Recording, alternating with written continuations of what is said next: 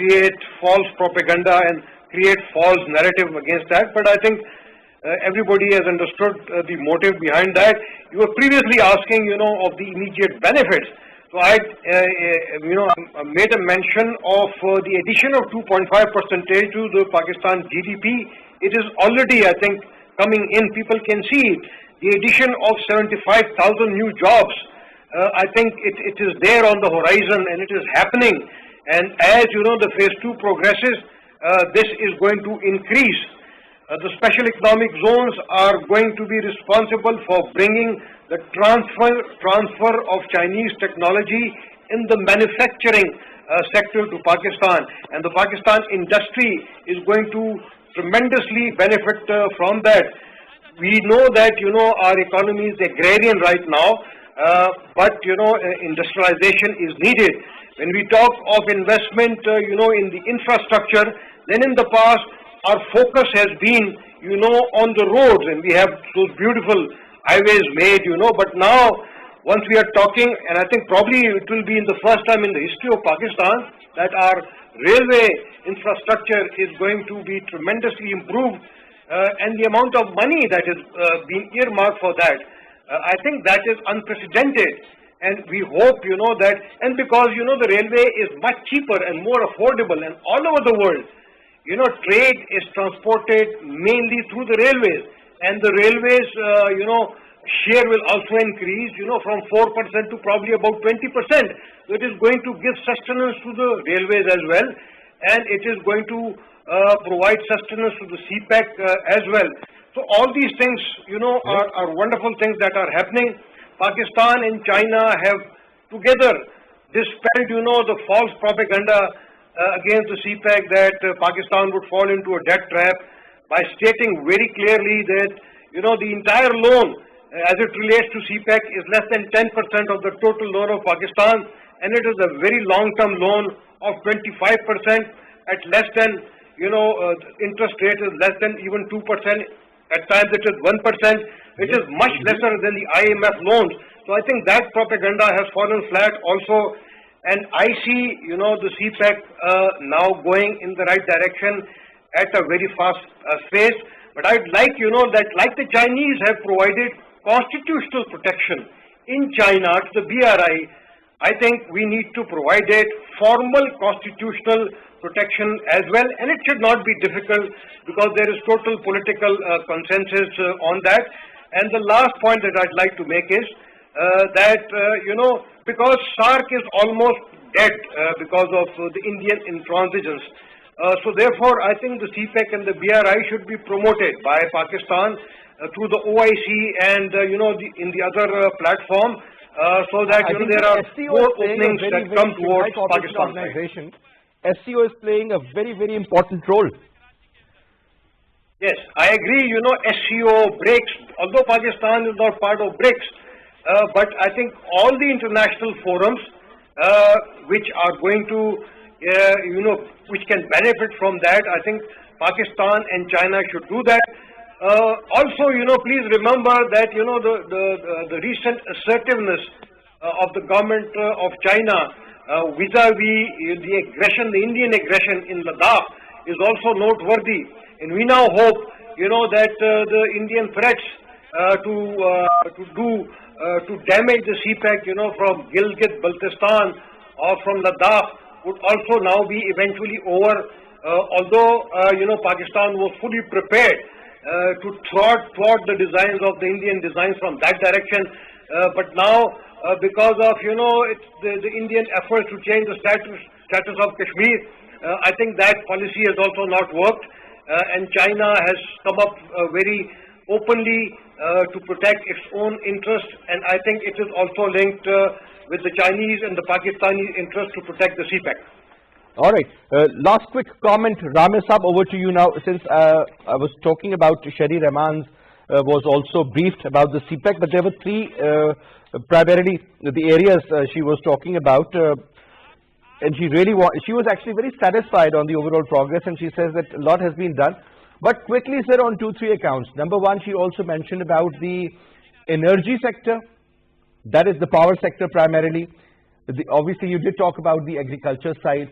and we have already covered the tourism part.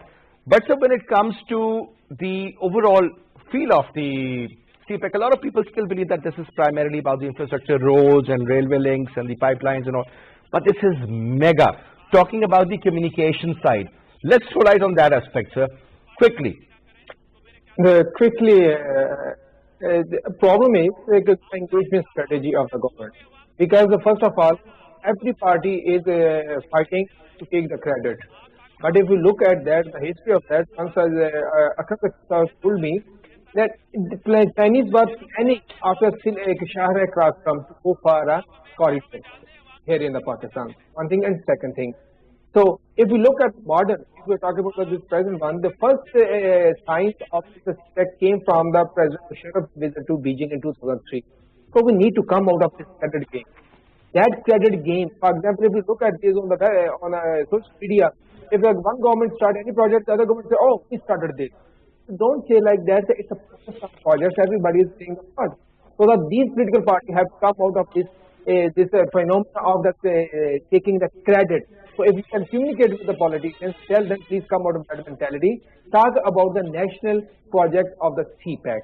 One thing, and second thing, we are unable to highlight the benefit. For example, so the Chinese Overseas Port and Holding Company not only developing a Gwadar port, but it also developing the social development infrastructure, and there, for example, they have erected a new school there. They are also investing on the training of the people. They are also investing on the plantation of tree there. They are also promoting the image. But how many people talk about the Chinese Overseas Port holding that they are doing these things? Everybody will talk about the port, but nobody talk about what they are contributing to the community. Rawal sir, we are running out of time, but I really want you to also talk about quickly about the science and technology. I was watching a television news story about Joe Biden, and he was talking about innovate in America. Like we talk about make in Pakistan, so that is something also very interesting. But when we talk about the inclusion of science and technology, that aspect also in CPEC, do you think, I mean, certain number of universities, innovation, high-tech stuff, that is the need of the hour, basically? Yes, Pakistan has signed the agreements with the Chinese Academy of Social Sciences. We also have signed the agreements. We have signed the agreements with different universities. We are also having cooperating with the different science and technology organizations in China. On top of that, the Chinese company are also investing in the technology like Huawei. Huawei is doing a lot on the training of the manpower, especially for the 5G technology, and they are the networks in the Middle East and Central Asia. They are using the Pakistani labor force, and they are also building their capacity. And Pakistan also have signed this MOU on the science and technology. But this needs more efforts, because China is a big power. You can say one of the superpower in the technology. If we look at the interview of the President Trump, he clearly said the main purpose to oppose the China is like that. They don't want to let any country benefit from the future technology, and China is clearly ahead of them. That's why they want to put a check on China. But I think the time has been gone. But Pakistan can benefit from there. Again, I come back to the same question. We have to come out of rhetoric. We have to talk about the planning. And I'm happy that the new CPEC authority is doing that. So they're doing this part, but they also need to do more on the part of the future planning. All right, Ramez Saab. All right, thank you very much, sir. General Saab, it was a pleasure having you. Thank you so much, Ambassador Saab, for your input as well. And it was a pleasure having you, Ramez Saab, as well. And that's all we have for this hour. Inshallah, I'll see you tomorrow at 8. Till then, you take good care of yourself. Khuda Hafiz.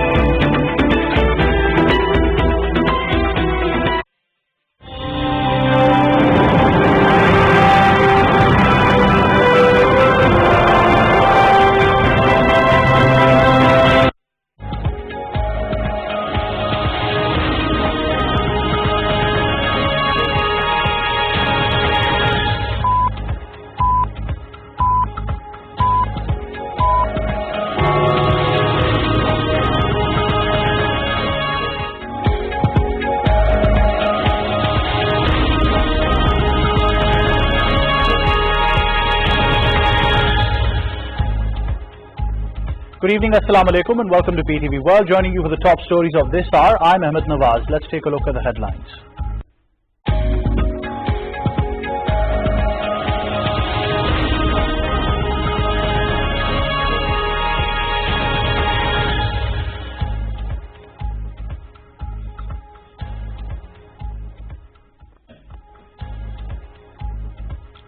Zilhaj moon has not been sighted. Eid al-Adha would be celebrated on the 1st of August as announced by the chairman of the Ru'yat-e-Hilal committee.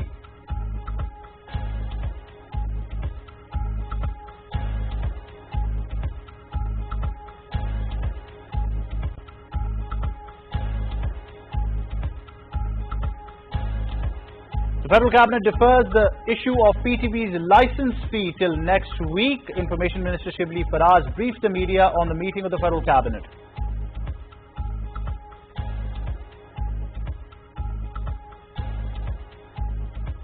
Chief of Army Staff General Qamar Javed Bajwa chairs a co-commanders conference. Tributes paid to Kashmiris for their legitimate struggle for their right to self-determination.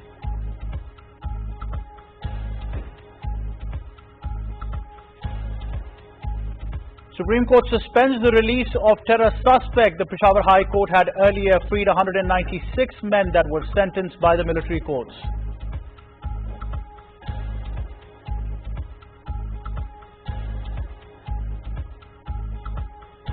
Sister Ruth Lewis from Karachi succumbs to COVID-19. She was taking care of special children with coronavirus in Karachi.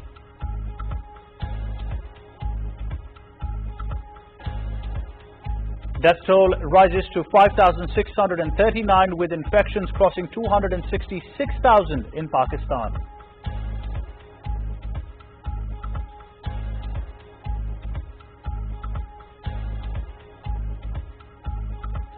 Global death toll from COVID-19 surpasses once again with a number over 613,000 with more than 8.9 million recoveries. Meanwhile, 14.8 million people around the world have been affected by the deadly pandemic.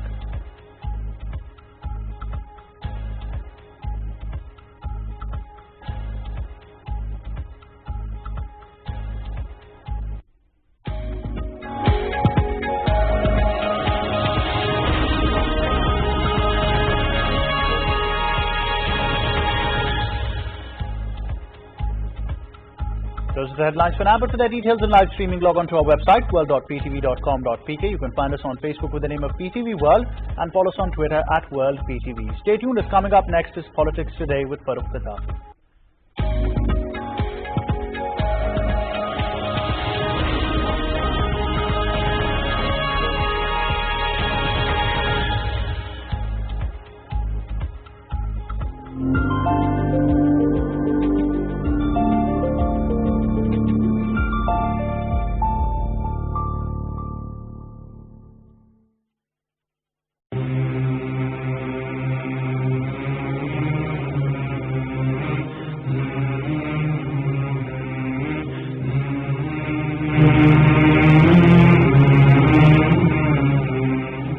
It's time for Isha prayers in Rawalpindi, Islamabad. People in other parts of the country may offer their prayers according to their local timings. Allahu Akbar, Allahu Akbar, Allahu Akbar, Allahu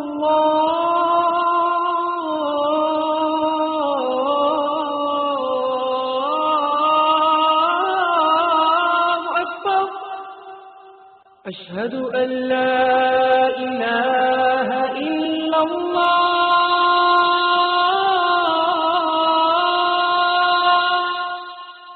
أشهد أن لا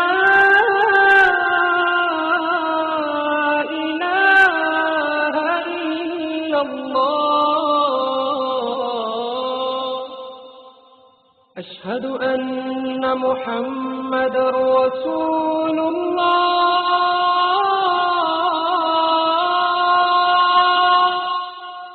أشهد أن محمد رسول الله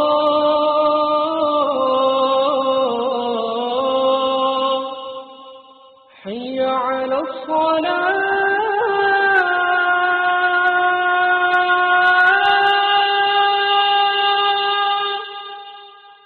حي على الصلاة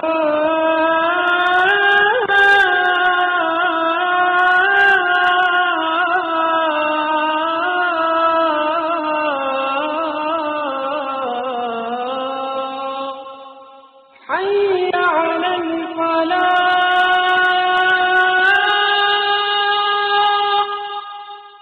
حي على الفلاح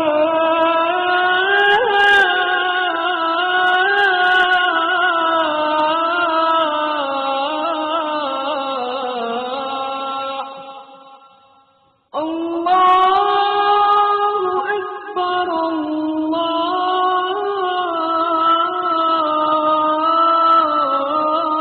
الله أكبر لا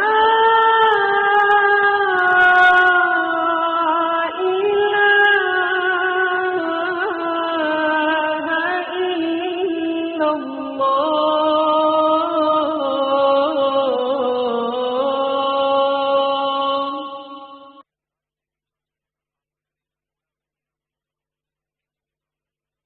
اللهم صل على محمد وعلى آل محمد كما صليت على إبراهيم وعلى آل إبراهيم إنك حميد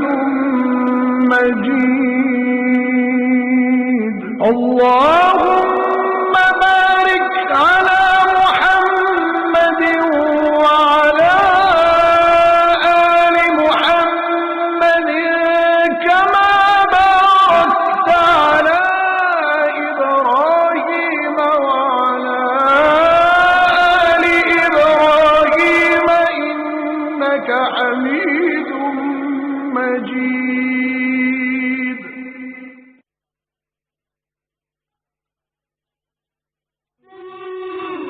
Sayings of the Holy Prophet Muhammad sallallahu alayhi wa alihi wasallam. He who does not respect elders, does not have mercy on children, does not commend what is good, and does not forbid what is evil, is not one of us.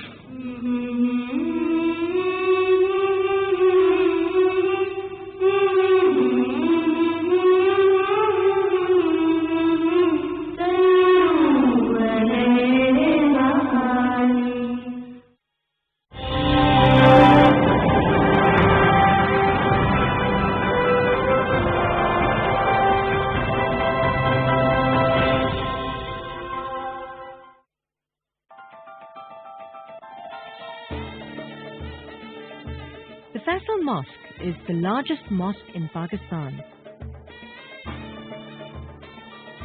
Located in the national capital city of Islamabad.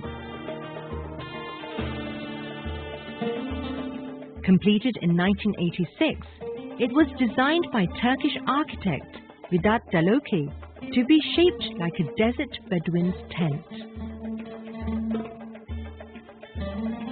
It is situated at the north end of Faisal Avenue, putting it at the northernmost end of the city and the foot of the Margala Hills, the westernmost foothills of the Himalayas.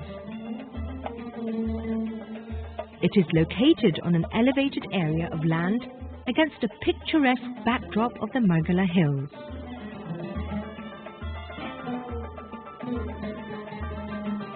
This enviable location represents the mosque's great importance and allows it to be seen from miles around, day and night. The Faisal Mosque is conceived as the national mosque of Pakistan and is named after the late King Faisal bin Abdulaziz of Saudi Arabia, who supported and financed the project. It is the largest mosque in South Asia and one of the largest mosques in the world. The Faisal Mosque was the largest mosque in the world from 1986 until 1993, when it was overtaken in size upon the completion of the Hassan II Mosque in Casablanca, Morocco. subsequent expansions of the Masjid al-Haram, the Grand Mosque of Mecca, and the Masjid al-Nabawi, the Prophet's Mosque in Medina, Saudi Arabia during the 1990s, relegated Faisal Mosque to 4th place in terms of size.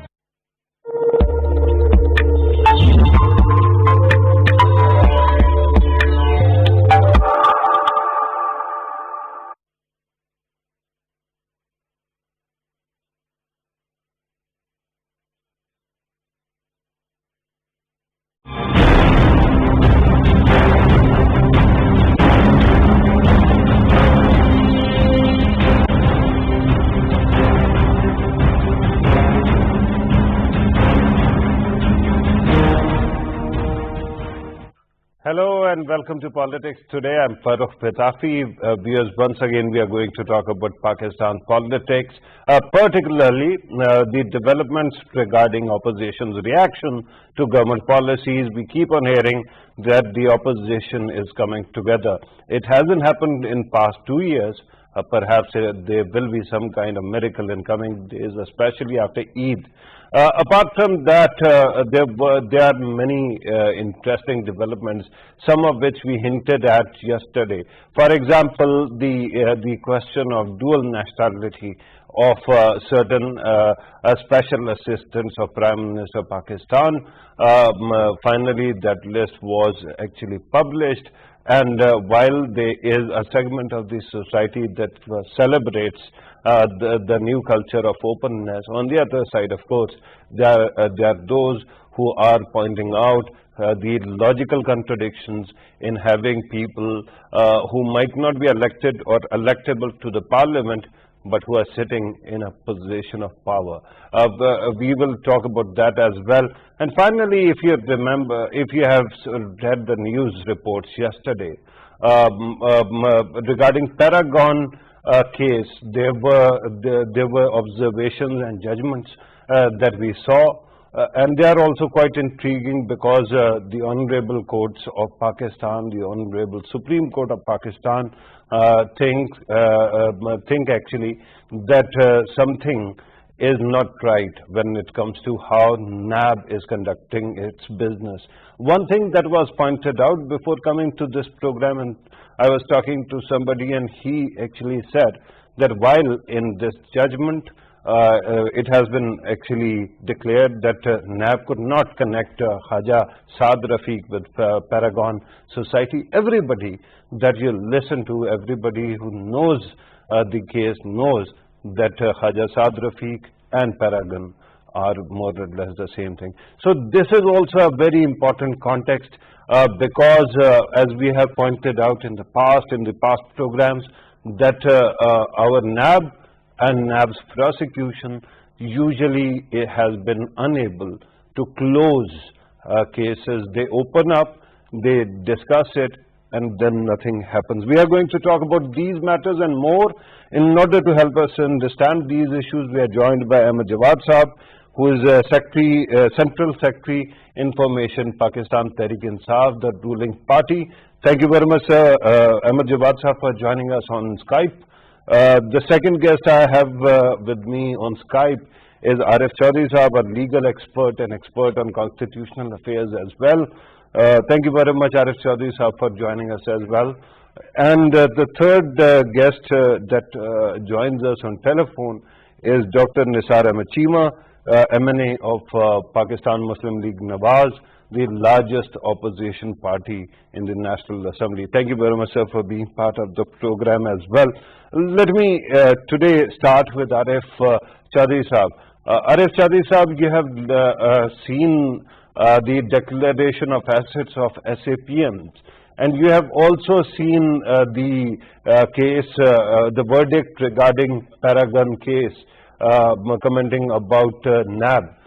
How do you evaluate these two important cases and situations, especially when it comes to dual nationality? Do you think everything is happening according to a plan, or there is something which might be amiss? Thank you very much, Mr. Patafi. As far as the judgment is concerned, I have gone through it and it's now on my table. There are two things which really are, bothering me. As far as the NAB is concerned, I think the judgment speaks volumes about the inefficiency of NAB and the way NAB conducts matter. But the more important thing is not only, the case in hand, because as far as the case in hand is concerned, the court has gone too far from the case itself, because the parameters which were laid down earlier. Right. And can you tell us about the legal status as well? But I'm going to come back to you, Arif Chaudhry Sahab. Let me go to Ahmed Jawad Sahab. Ahmed Jawad Sahab, you have seen what the Honorable Court has opined about NAB and how NAB actually tackles these matters. Your party actually came to power with the promise that it is going to fix the system and fix the problems in the law as well. We haven't seen any progress on that. Where do you think the government, when do you think the government is planning to implement or introduce those reforms, sir?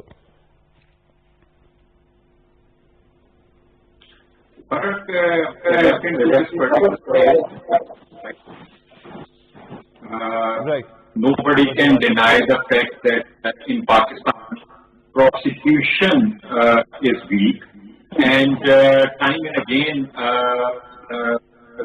there are crimes, and the final result is obviously not expecting or not meeting the expectations of the public, or actually what is the case.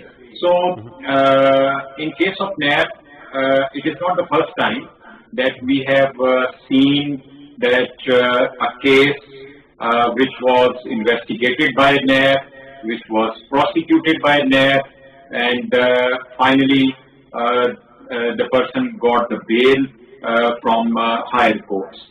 So the weakness of NAB in case of prosecution are leading a case towards the final conclusion is definitely lacking. And there is a need to improve upon these matters.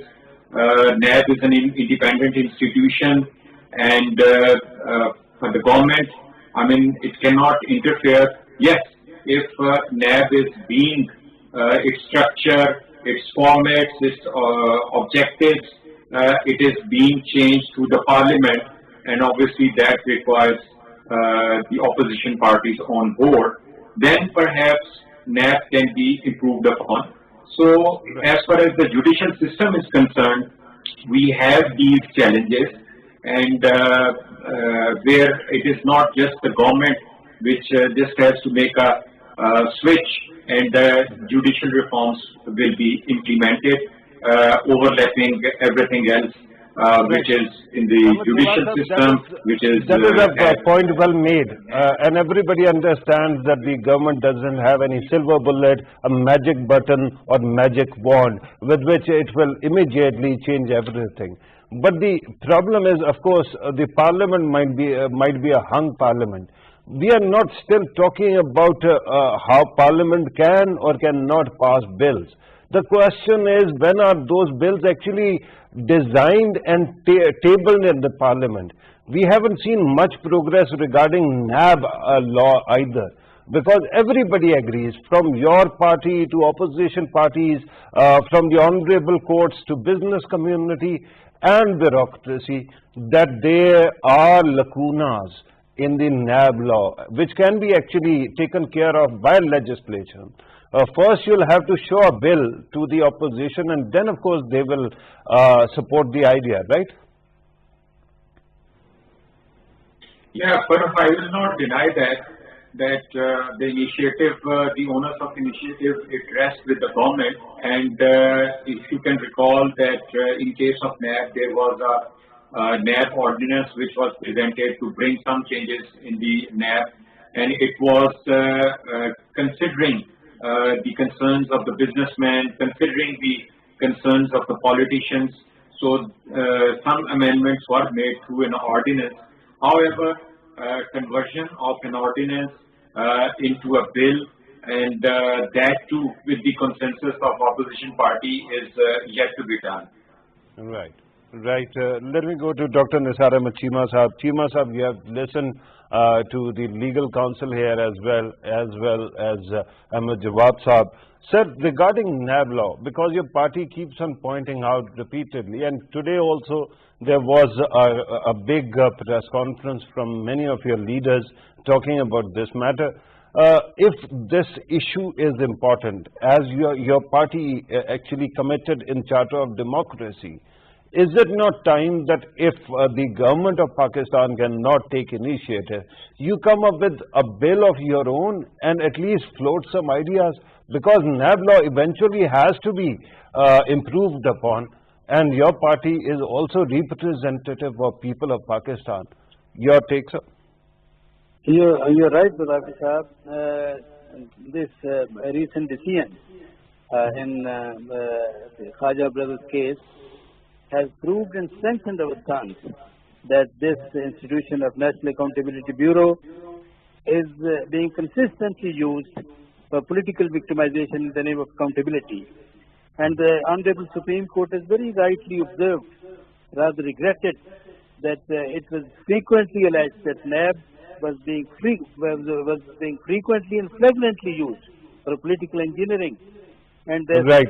NAB's discriminatory approach. Dr. Cheema, I understand that you were going to open with this salvo, but the point is that we have all seen what the judgment says. The question was not about that. The question is, where is your contribution to amending the law? This is a very important observation of the Honorable Supreme Court, that the discriminatory approach of NAB has also affected its image and has shaken the faith of people in its credibility and impartiality. Okay. So, this is being used for political victimization in the name of accountability. Right. But are you only going to complain about the NAB law or how NAB functions, or you are going to propose some solutions as well, sir? Solution of NAB and the NAB laws, both. Come again, sir. Yeah, the Honorable Supreme Court has observed, has rightly observed regarding the role of National Accountability Bureau and the NAB laws as well. But that is Honorable Court actually speaking. What is your party's position? How do you plan or propose to fix that problem? Our position is that we are with the established legal principle, which is universally accepted, and this says that every person is presumed to be innocent unless proved otherwise. And the second very important point is, legal principle is that onus of proof lies on the shoulders of prosecution. It is the prosecution which has to prove if they level any sort of allegation against anybody, they have to prove the allegation.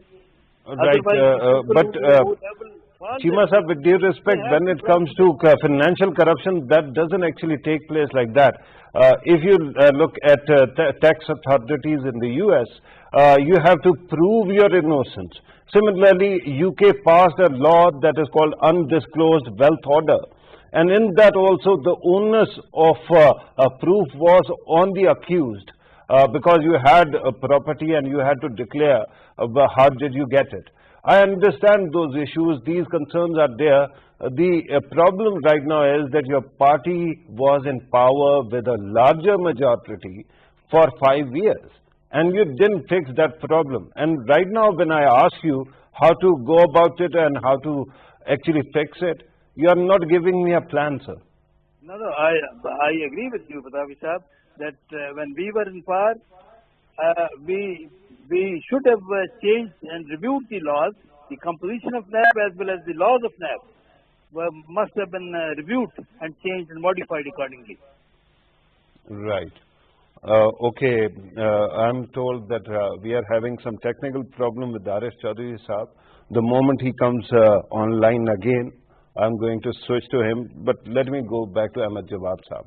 Ahmed Jawad Sahab, your party used to actually discuss or debate the issue of dual nationality when you were in opposition, And then there was an issue of unelected people sitting in cabinet meetings. For example, it used to be the case when it was pointed out that Maryam Nawaz is sitting or Bilawal Bhutto Zardari is sitting in some meeting. Now we are looking at people who can clearly not be elected to the parliament because of their dual nationality, but they are sitting, but they are, Ahmed Jawad Sahab, but they are sitting in the cabinet. How do you explain the visible contradiction? Farag, thank you very much for asking this question, because this question is very close to my heart because of my very long interaction with the overseas Pakistanis all over the world on behalf of PTI. And during this opportunity, I managed to see overseas Pakistanis very closely, could interact with them, and could see their commitment and passion for Pakistan, and what they are doing, what they want to do about their success stories. So it's a very interesting subject about overseas Pakistani, and I have been very vocal about the overseas Pakistani rights, about their voting rights, and I have always been trying to contribute in that cause. Today, we have a discussion about the Special Assistant to Prime Minister and advisors who carry dual nationality, or who carry the permanent residency, or who have got investment assets outside Pakistan. So there are 2-3 categories. And if you like to enter one more category, that because that is also in the discussion, that is Akama. Let me explain all 4 of them. First of all, the dual nationality. The dual nationality, I mean, as far as Pakistan law is concerned, it does not allow dual nationals to sit in the parliament. But Pakistan law does not prohibit for a prime minister to have advisors and special assistants to the prime minister from the dual nationals from overseas Pakistani in his team. And as far as sitting of the advisor and SAPMs in the cabinet is again the jurisdiction of the prime minister. Now, comparing it with the presence of Bilawal or Maryam Nawaz in the past in cabinet or official meeting, perhaps does not have much relevance, for the reason that both had that instance was not meant for dual nationality. That was for unelected people being put in a position of power. But Ahmed Jawad Sahab, hang on. Let me ask you a follow-up question regarding people who with dual nationality not being allowed to be part of the parliament, but they being allowed to be part of a cabinet. Sir, let me ask you, why do you think there is a law that doesn't allow a dual national to sit in the parliament? There must be an internal logic to it. What exactly is that, sir?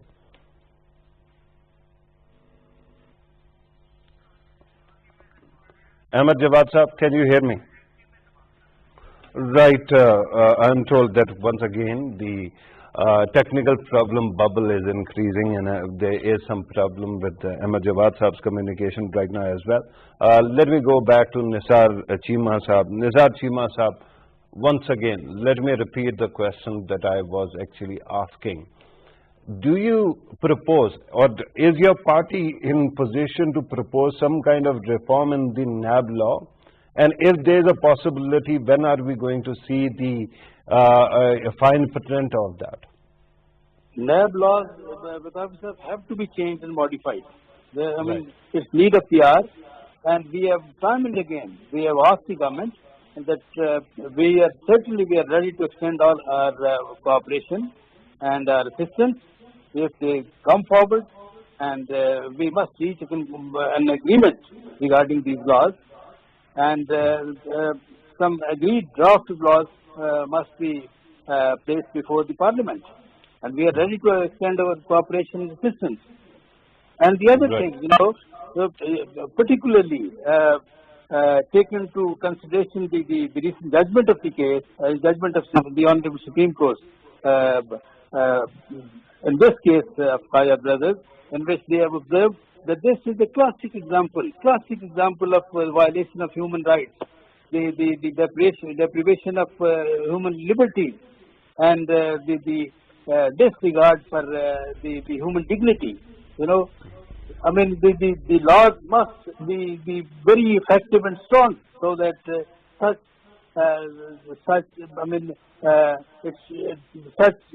unfortunately, such shameful acts and Right. The role and conduct of NAB should never be repeated. Right. Because we are talking about Parliament's role as well, once again I have to come back to the question. So in the 5 years, even if you didn't pass a law to amend the NAB law, did you actually draw up some kind of plan?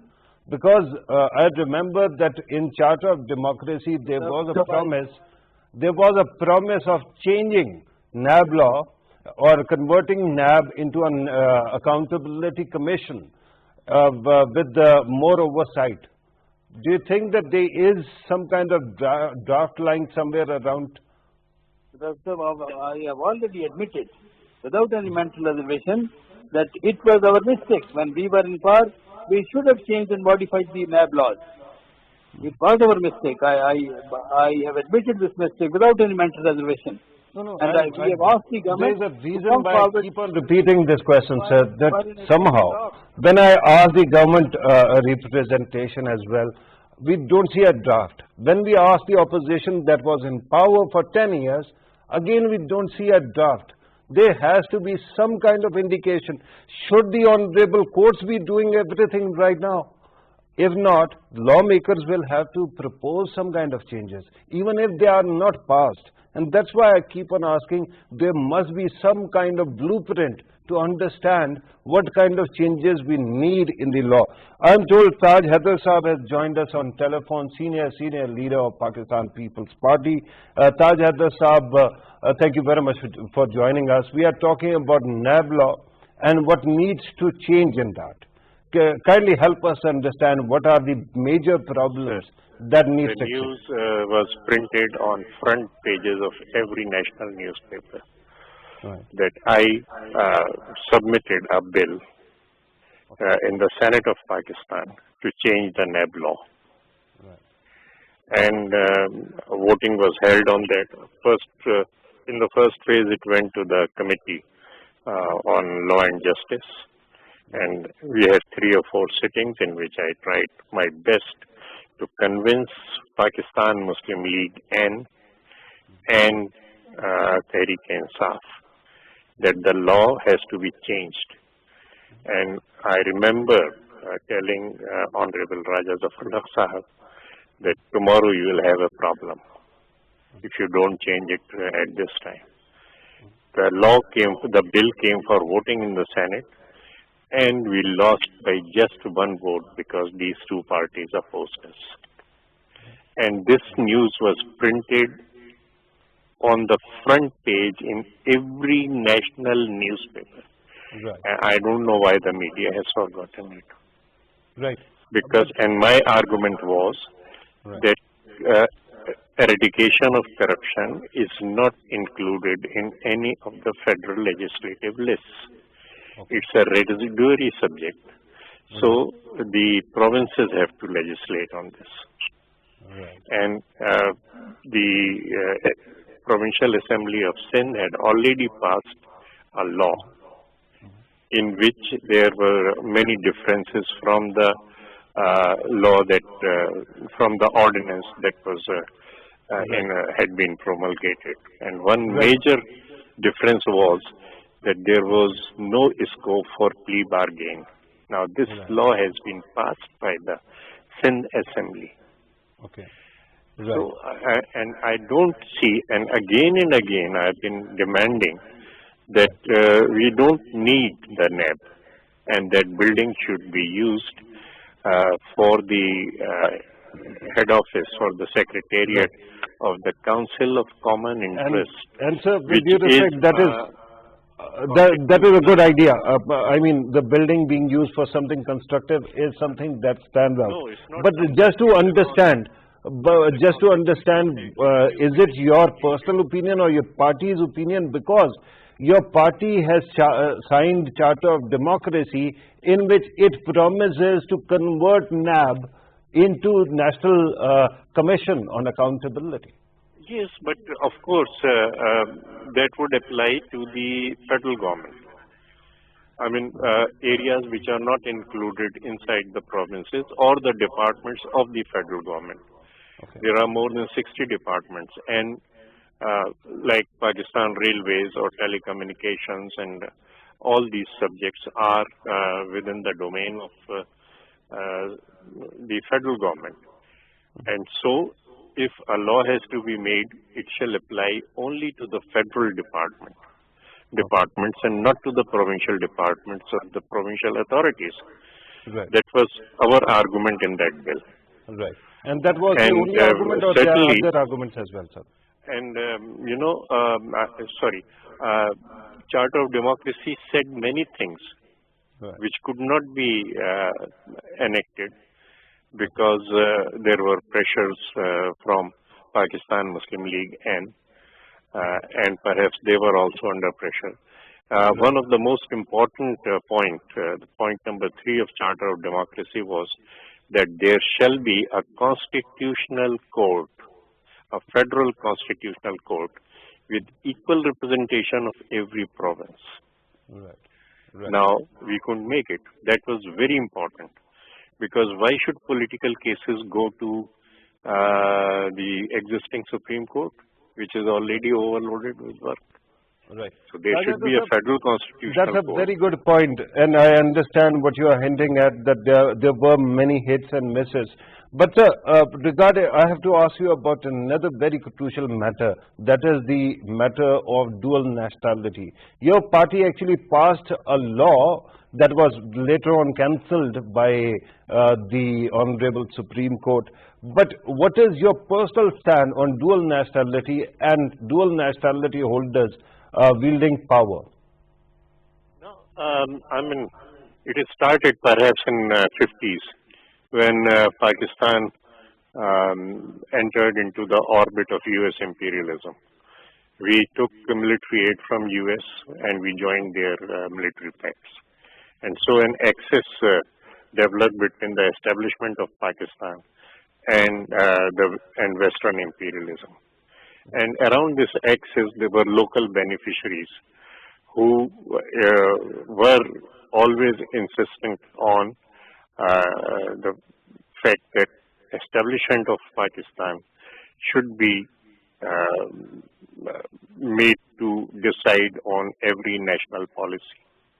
Right. And national policies in Pakistan were being made under the directive of US imperialism. Now, with our closeness to China, imperialism doesn't trust us. But so they are sending their own people. The question, sir, Tajaddusah, was about dual nationality.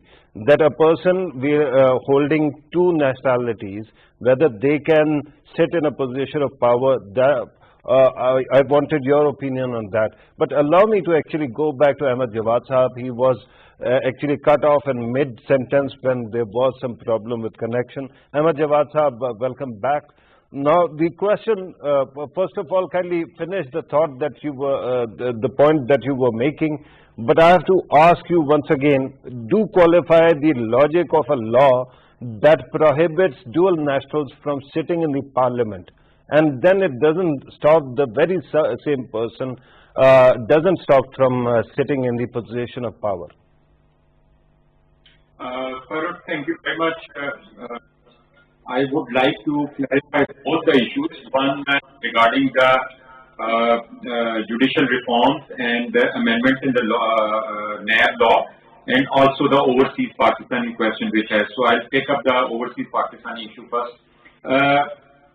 Farooq, I was explaining that the type of overseas Pakistanis who are abroad, and this is because of my personal interaction with the overseas for almost 7-8 years on behalf of PTI. So I have interacted with these people very closely.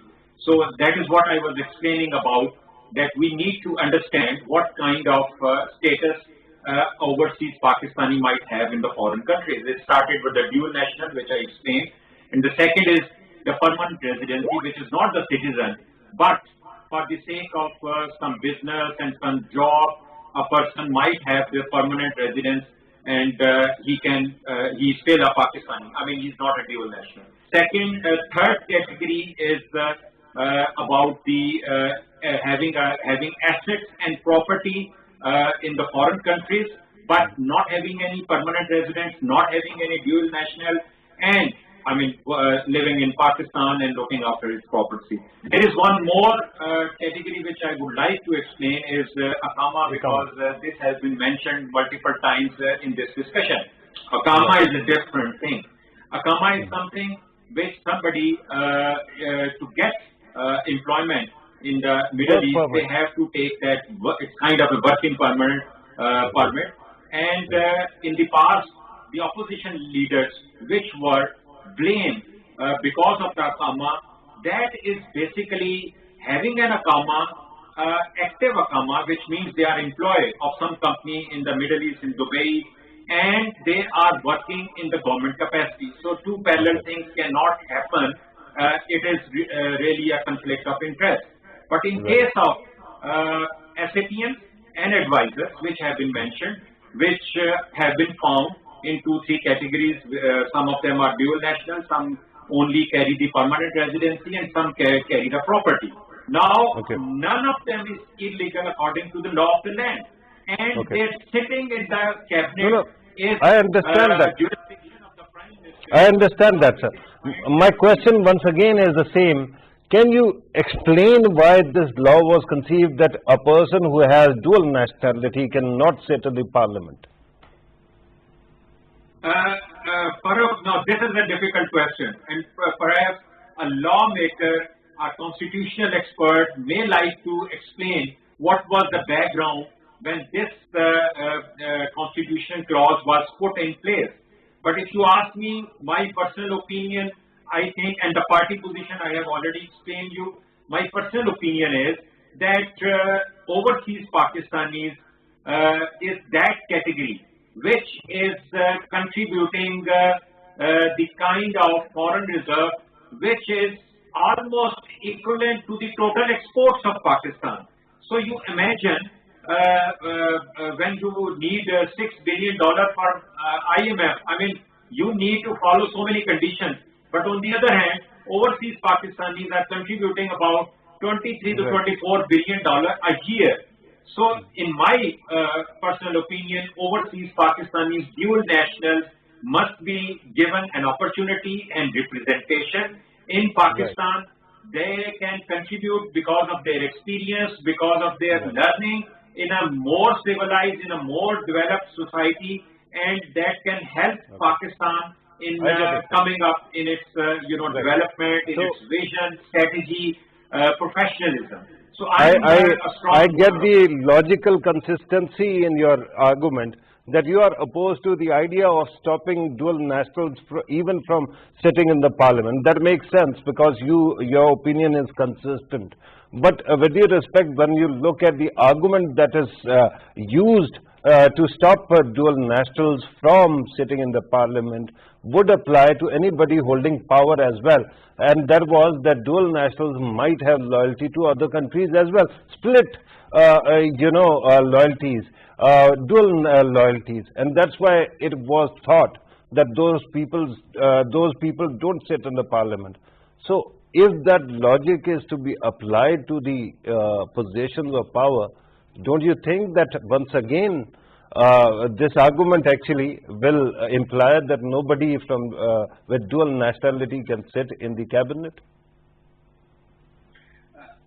Now, this is something which needs to be debated in all contexts. Some ideas which I have given, and those who would like to object the entry of dual nationals in parliament or in cabinet, perhaps they have to bring their logic that why they want to stop it. One of the reasons we have just given, that your loyalty is towards two countries, so it's a kind of a conflict of interest. So it needs to be weighed, it needs to be debated, and if required, it needs to be revised in the constitution, and the best goal with the consensus of the parties can be taken. But I have just given the party position on this thing and my personal experience and observation on this thing. Right, and your personal opinion actually is consistent, and I can see the internal logic of it. Let me go back to Dr. Nisar Ahmed Cheema Sahab. Cheema Sahab, where do you stand? And I am asking for your personal opinion on the matter of dual nationals being allowed to sit in the parliament or in position of power. I'll confine myself to the views expressed by Mr. Imran Khan on the subject. The whole nation remembers very well that Mr. Imran Khan expressed his views very clearly and frequently on this subject, and he said time and again that anybody who has dual nationality, it means that he has taken oath of being loyal to that particular country. And if he is loyal to that particular country, how can his loyalty to Pakistan be above board and unconditional? So such person with dual nationality should never be allowed to sit in the cabinet and should never be allowed to affect and influence the policies given by the Prime Minister of Pakistan. Cheema Sahab, I'm not asking you about Prime Minister's views. I'm asking you about your views, not even your party's opinion on this. I'm with Prime Minister, I'm with Imran Khan, and he's right. And he's rightly saying that whosoever has the dual nationality, I mean, there will be clear conflict of interest. And when his assets and properties are in other countries, and he has the dual nationality as well, how can he be allowed to become the member of the parliament when he cannot be allowed to become a lawmaker and member of parliament? How can he be allowed to sit in the federal cabinet do you agree with him? To affect and influence the decisions and policies of the state of Pakistan? Cheema Sahab, do you agree with him? Perhaps, let me complete. Perhaps. No, but you're not giving me your opinion, right? I'm asking for your opinion. Do you agree with the Prime Minister's this statement? Just a minute. Please, let me complete my sentence. Perhaps Mr. Imran Khan has decided to set a new record of negating and contradicting his words by his actions. And it is just one example. I mean, he has consistently... I'm not debating Prime Minister of Pakistan right now, Cheema Sahab. The question was about your party's position and your position. Can you qualify your position? I'm with Imran Khan on the subject. I'm with Imran Khan on this subject. Okay. But he is not awesome. with himself. Thank you very much. Thank you very much for finally giving me that answer. Taj Azhar Saab, once again, dual nationality, a big issue. Your party actually made law that was later on cancelled by the Honorable Supreme Court. At that time, Iftihar Chaudhry Saab was at the helm of affairs. What is your position